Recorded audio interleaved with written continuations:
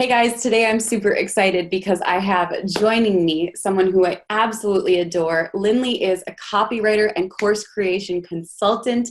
She is incredible, but I'm excited because we're going to dive into some key facets to email marketing, deliverability, and course creation and curricula, as she would say. I'm so excited. Lynley, welcome.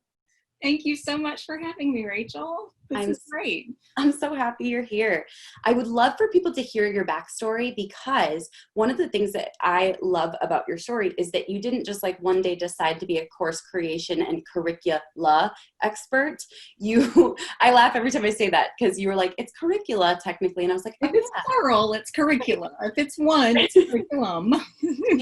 She knows, but it's because you have this incredible backstory. And so do you want to share a little bit of how you discovered copywriting and course creation consulting? Yeah, absolutely. So my background is actually I have a bachelor's degree in English and German, which is just about as useful as my parents said it would be when I was in college, but it actually turned out to be just the perfect thing for me. I went to graduate school and got a master's in professional communication, which means I can communicate professionally.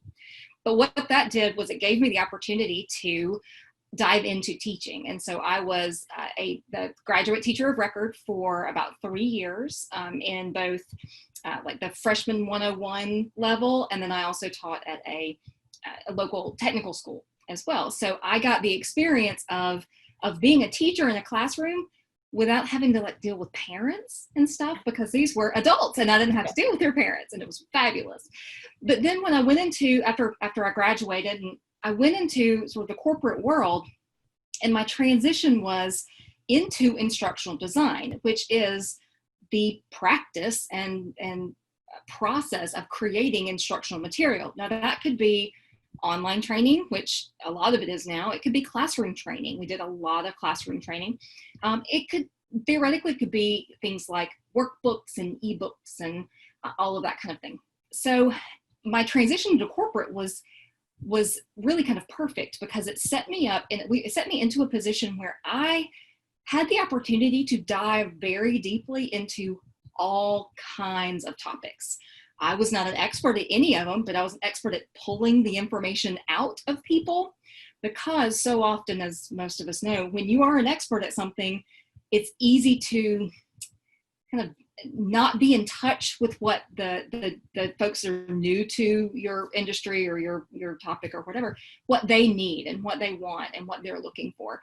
And so it gave me the opportunity to get sort of in that position. And I love designing training. I love designing curricula. And it was a process that, it's funny, even after I moved out of that role, I was still doing that, just in different ways. And so, and I've come from a teaching background. My mother was a teacher. My mother-in-law was a teacher as well. My grandfather was a teacher, for that matter. Hadn't really thought about that. Wow. So it kind of, I didn't know that. Well, I hadn't really thought about it, but he was a math teacher of all things. I did not get his math genes. But so my background really is in teaching and instruction, and writing was something that I always did as part of every job that I have ever had. I'm the person who loves English grammar. I'm the weirdo who would diagram sentences for fun. So I fully embrace that nerd side of myself. But what that allowed me to do is, when I was actually hit my 15th year in corporate with same company, love the company, met my husband there, fantastic company.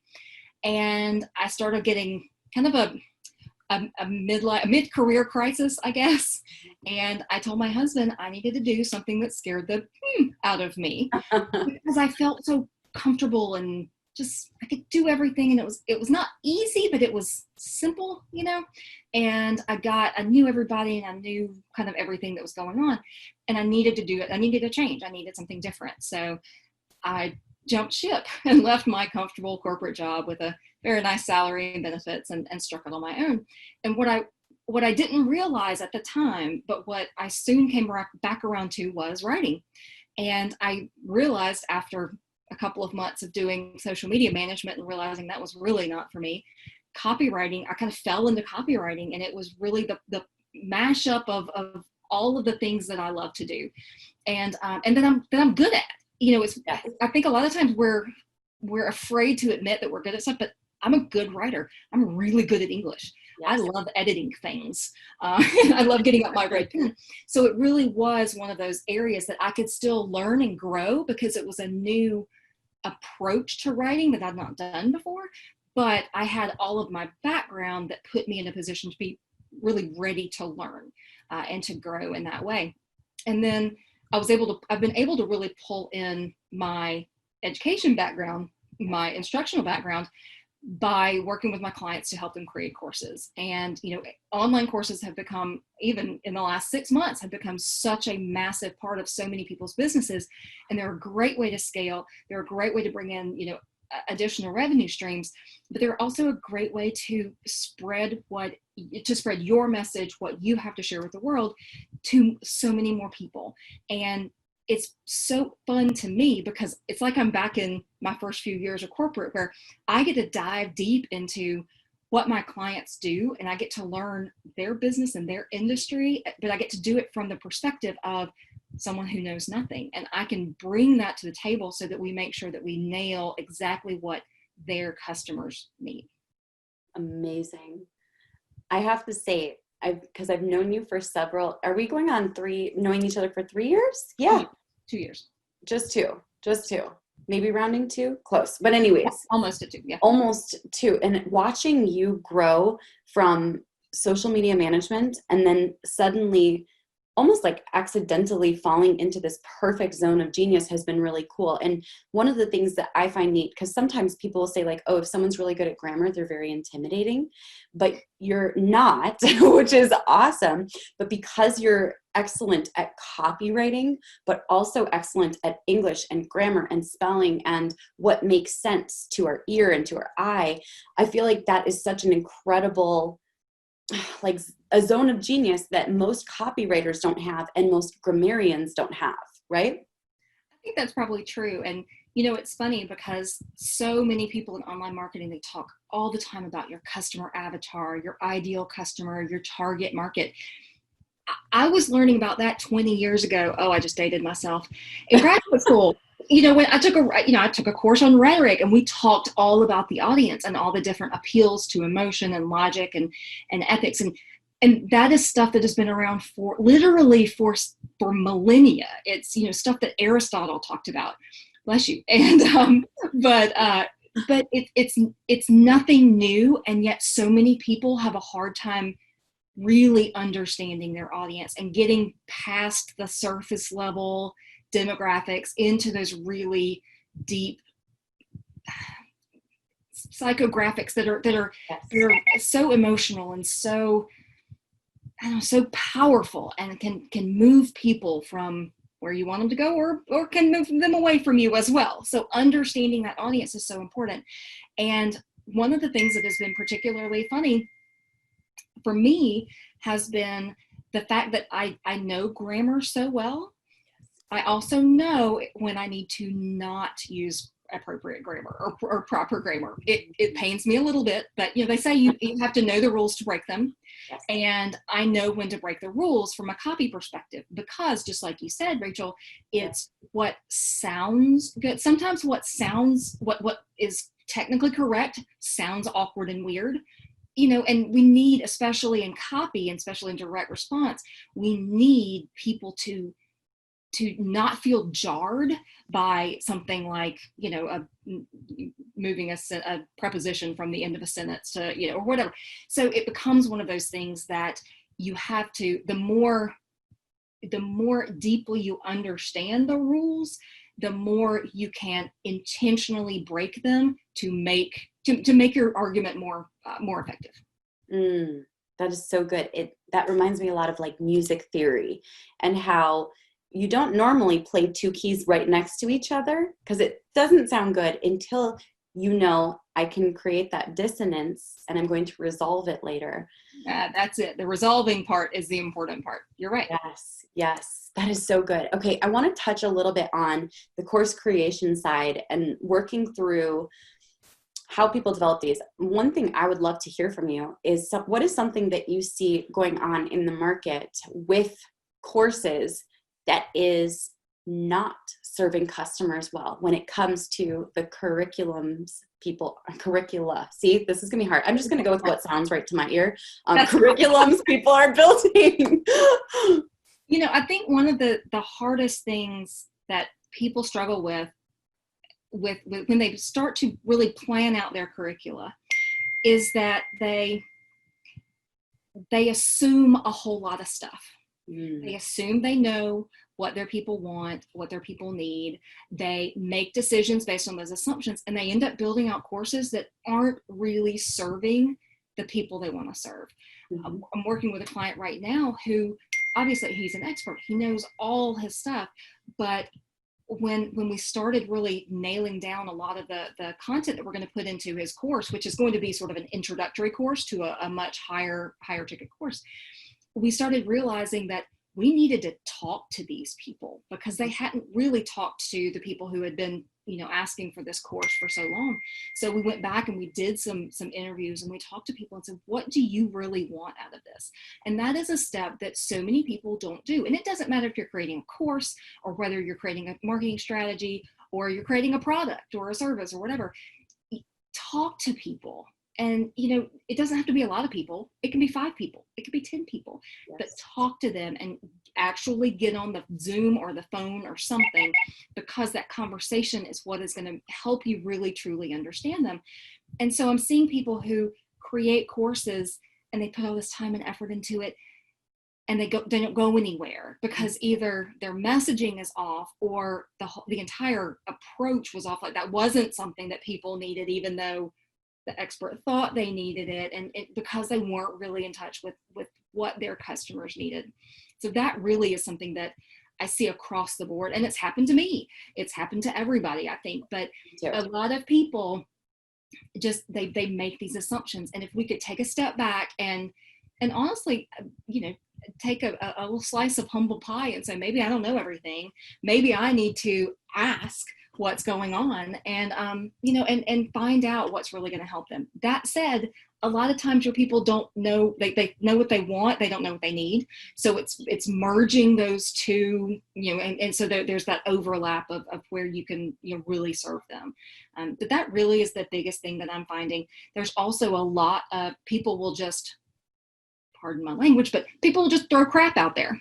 Yep. You're like, here, buy my stuff. It's been sitting in my Google Drive, and maybe I can make it. Maybe it can make me some money.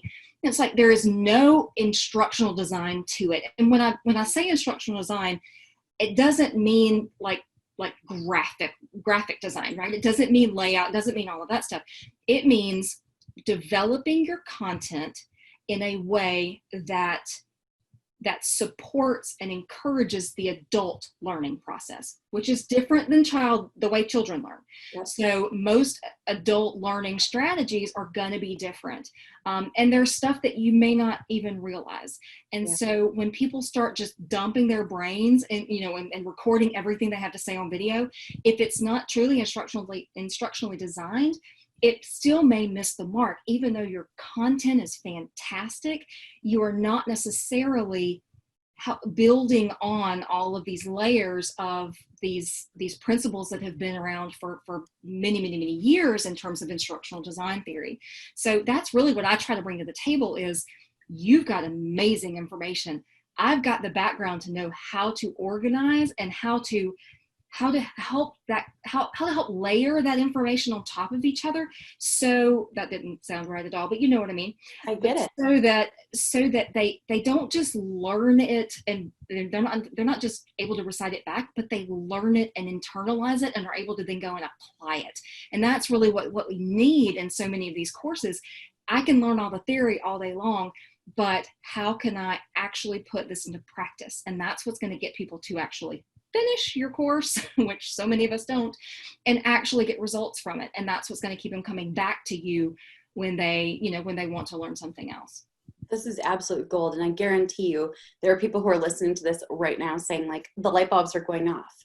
I know that I have a lot to offer, or this program has incredible content in it, but maybe it's missing that foundational structure. Okay, so I know some people, like I said, are going to be listening to this saying, I need this. I need a course creation and curriculum consultant to come in and just, help me discover, because we can't always see it when we're inside of it creating our programs. So Lynley, two quick questions. One, where can people learn more about you if they want to get in touch with you specifically for those services? Well, I have to admit, the cobbler's children have no shoes, and the marketer's children have really bad social media presences, and I apologize for that. But I am on Facebook. I am on Instagram at Lynley Hips. You can find pictures of my cat and an occasional tip about copywriting or course creation or any of that kind of thing. And of course, you can always go to my website at lynleyhips.com, where all of the things are. I love that. And you also have another amazing resource that I know will support anyone who wants to either launch a course, relaunch a course, or just continually be working on sales. And that is 10 tips for amazing client testimonials. That's it. Yeah. There's, it's one of those things that I hear in all the different Facebook groups. I don't have testimonials. How do I get testimonials? What if I'm new and I don't have any clients? What if I've got a great client that I haven't talked to in 6 months and it feels weird, and to go back to him and ask him for feedback. We struggle to toot our own horns, and a lot of times asking for testimonials or asking for reviews or feedback feels like we're fishing for compliments, and we struggle with that. I actually say, I'm from the South. Like, that is absolutely not what you do. You do not ask for compliments, but in business, we have to. Those referrals, those testimonials, those reviews are absolutely vital to the growth of our business. And we've got to get over that uncomfortableness, that awkwardness, and we've got to get comfortable asking for them. And it's not just about asking for them, it's about what do you do with them after you've gotten them, because so often our testimonials get stuck in our email box, or they get stuck in our messenger, or even if somebody sends you a video, it gets stuck in your Google Drive and you don't do anything with it. And so what this resource will do is it will walk you through how to make sure that the testimonials that you get are actually going to help you, because we've all gotten testimonials that were like, wow, thanks so much. That is not useful at all. And so how do you ask for testimonials so that you get just what you need? And how do you make it as easy as possible for your client or your student or your customer to give you those testimonials so that it's not a burden on them? So they're happy to do it. And it's not one of those things where they're like, oh man, did she just ask me for a testimonial? So what this resource will do is it will help walk you through that process and give you sort of a checklist of things to make sure you ask for when you ask for those testimonials. This is absolute gold. So you can find that either linked above or beneath this video, or if you're listening to the podcast, head on over to rachelpeterson.com/podcast and check out the link to that in those show notes. Lynley, thank you so much for joining me. My pleasure, Rachel. Thank you for having me. This was amazing, you guys. I hope that you found a ton of value. I know you found some value here, saying like, oh my gosh, there's more to course creation than I thought. I will catch you guys in the next episode in this series. We will see you all soon. Bye. Bye.